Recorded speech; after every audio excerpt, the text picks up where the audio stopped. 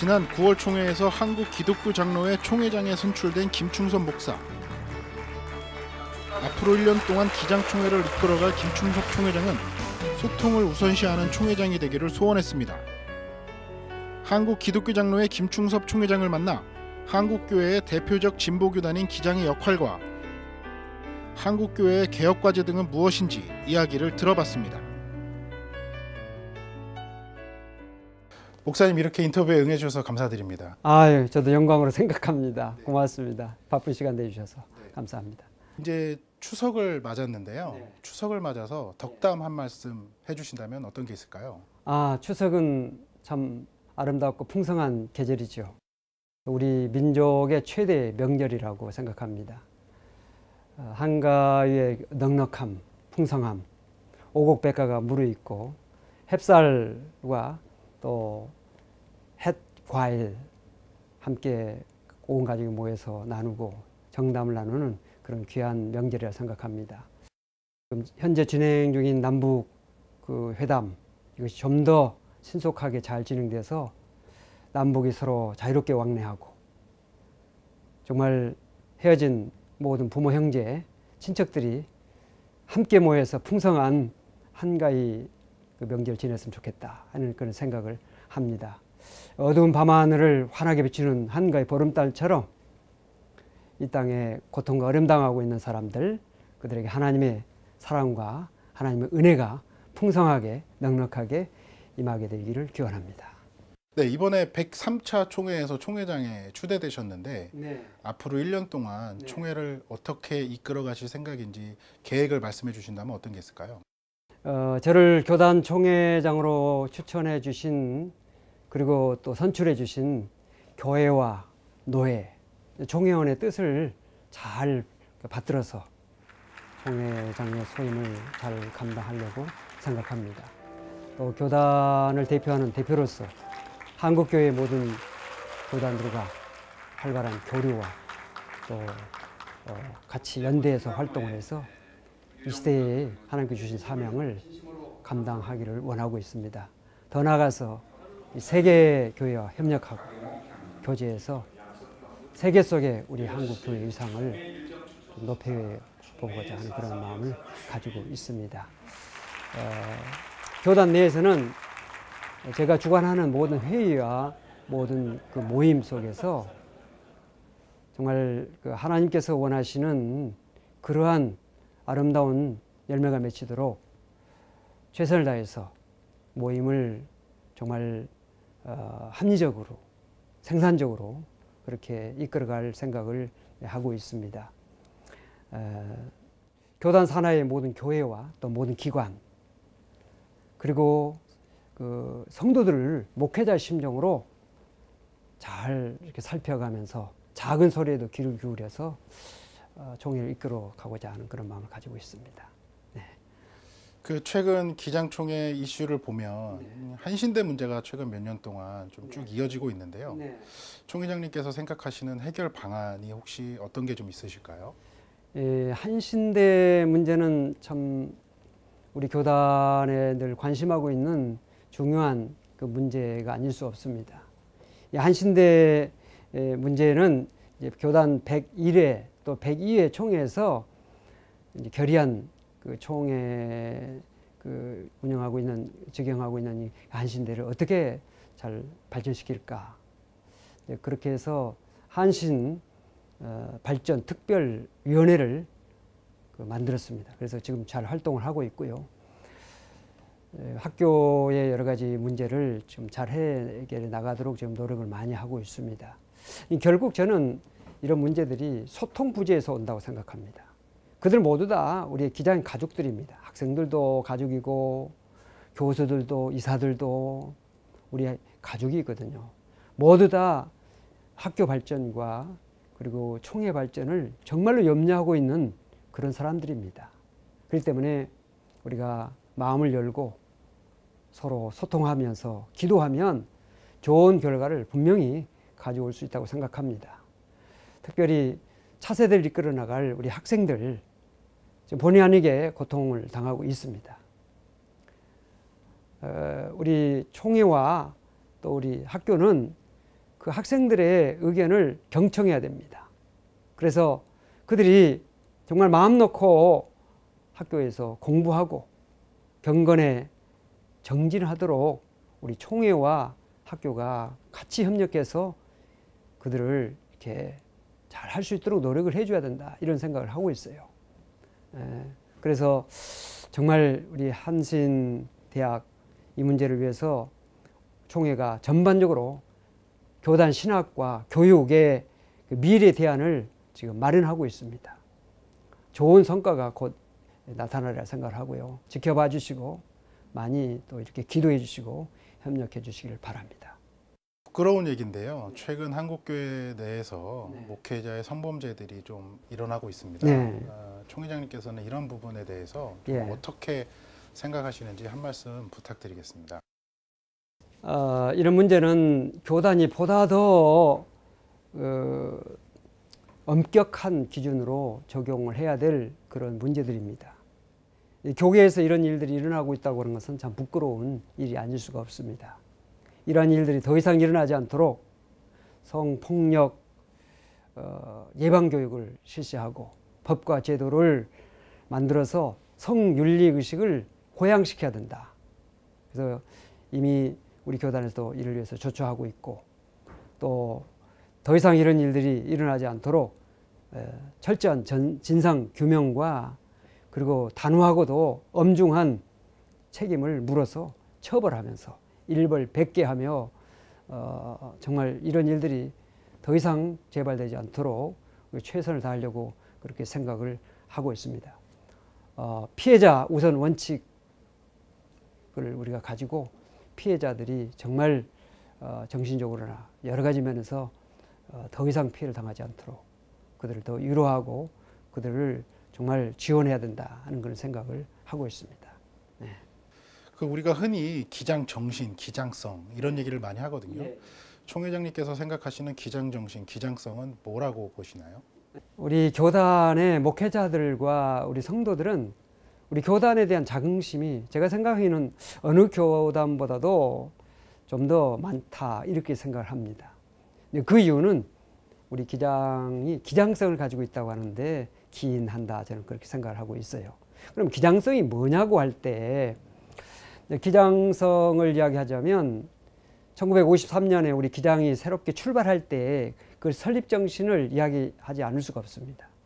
김재준 목사님을 비롯해서 당시 기장 설립을 했던 그분들의 그 기장 설립 정신은 첫째는 복음의 자유, 신앙 양심의 자유, 자주 자립의 정신, 에큐메니칼 운동, 이것이 그들이 가졌던 그 설립 정신이었습니다.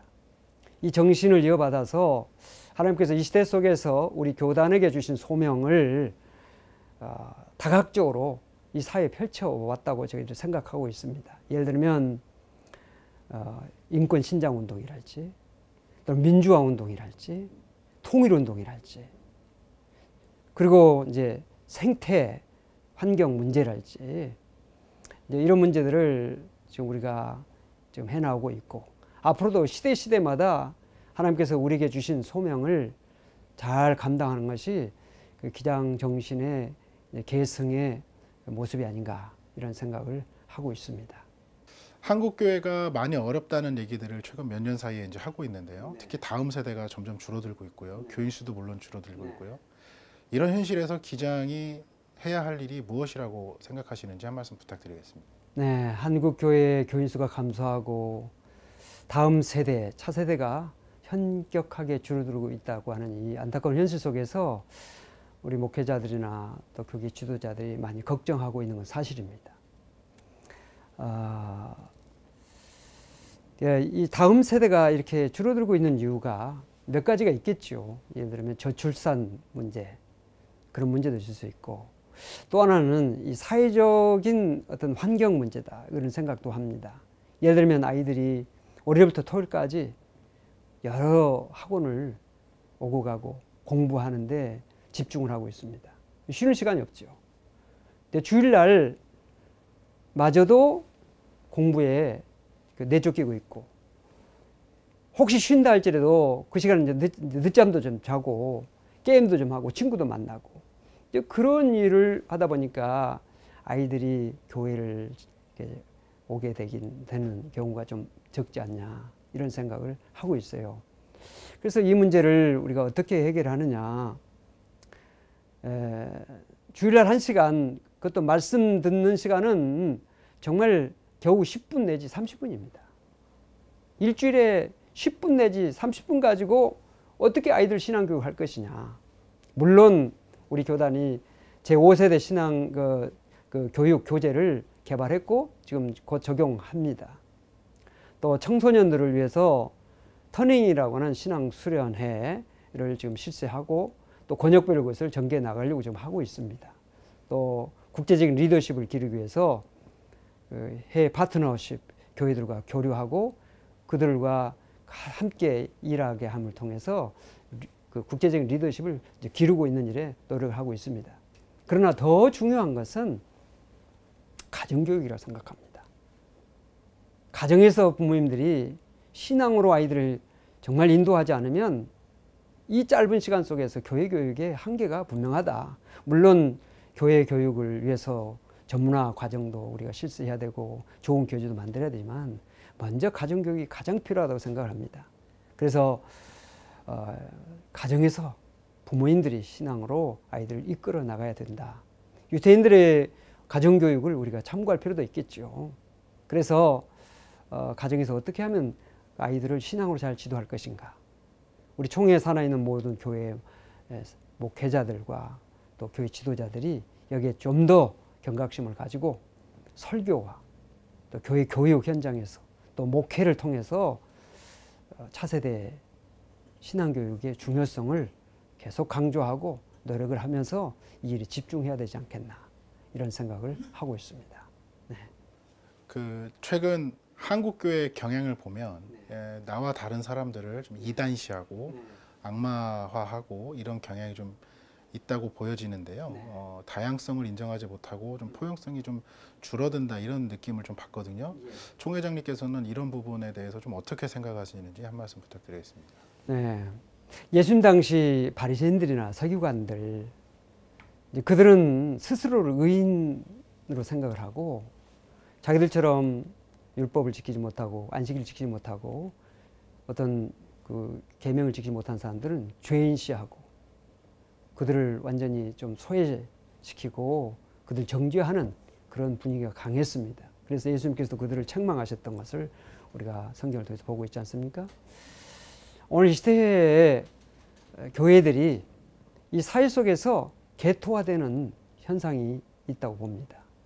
그래서 너무 그 교회가 교리화, 또 제도화, 또 교회 중심 하다 보니까 사회로부터 이렇게 소외를 당하고 있고 또 내가 다른 사람과 다른 것을 서로 피체가 인정해야 되는데 나와 다른 것을 잘못됐다, 틀렸다, 죄다 이렇게 규정하는 성향들이 있는 것 같아요.